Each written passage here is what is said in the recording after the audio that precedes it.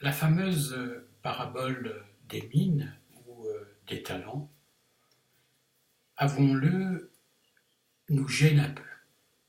D'abord, parce que nous aimerions bien être ce serviteur fidèle qui gagne un maximum. Comme trop souvent, nous ne voyons pas les fruits de ce que nous semons. Nous imaginons être le serviteur inutile qui avait peur et a caché son trésor. Erreur du jugement. Parce que nous nous comparons et demandons combien notre vie rapporte.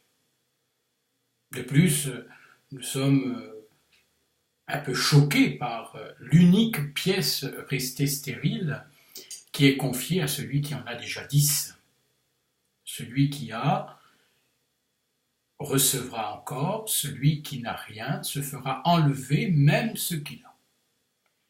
Est-ce là la justice divine? Nous comprenons mal cette parabole parce que nous la lisons par rapport à nous, en oubliant que Jésus la raconte à propos du royaume de Dieu. Est-ce que nous voulons que Dieu règne sur nous? Quelle image avons-nous de sa royauté? L'important n'est pas de faire des affaires avec Dieu, mais de vivre avec responsabilité la liberté d'aimer qu'il nous a confiée. Pour porter du fruit, il suffit, selon la petite Thérèse, de jouer à la banque de l'amour et de ne plus se regarder. En donnant, en semant largement autour de nous, nous verrons peu à peu sur cette pièce notre vrai visage, celui de l'enfant qui se sait aimer du Père qui l'a marqué de son sceau. Sur l'autre face, nous verrons se dessiner l'indicible beauté de celui qui nous a créés à son image et nous révèle la gloire du Père en nous emmenant à sa suite vers Jérusalem. En effet, quand le roi de l'univers reviendra, toute l'humanité se tiendra devant lui, apportant la moisson de ce qu'elle aura fait fructifier.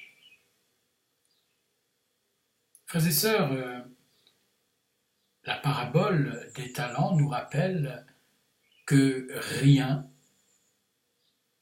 ne peut justifier l'inaction. Nous devons vivre en concentrant notre énergie, non pas sur ce que nous considérons comme nos talents, mais sur ce qu'ils peuvent devenir. Nous pourrions avoir chuté à plusieurs reprises au cours de notre vie. Cela ne nous permet pas de faire une pause, encore moins de nous arrêter complètement, de nous apitoyer sur notre sort. En réalité, l'échec consiste à ne pas faire des efforts pour mettre nos talents au service de Dieu. Chacun de nous serons interrogés et jugés sur l'amour, sur la qualité de notre amour. Comment avons-nous aimé notre frère, notre sœur?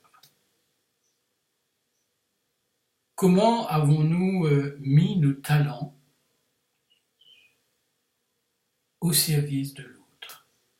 Ces talents qui ne viennent pas de nous, mais qui viennent de Dieu, car c'est Dieu qui nous donne la capacité de pouvoir nous donner totalement aux autres. Alors mes amis, aujourd'hui, laissons-nous faire par le Seigneur. Laissons le Seigneur agir en chacun de nous.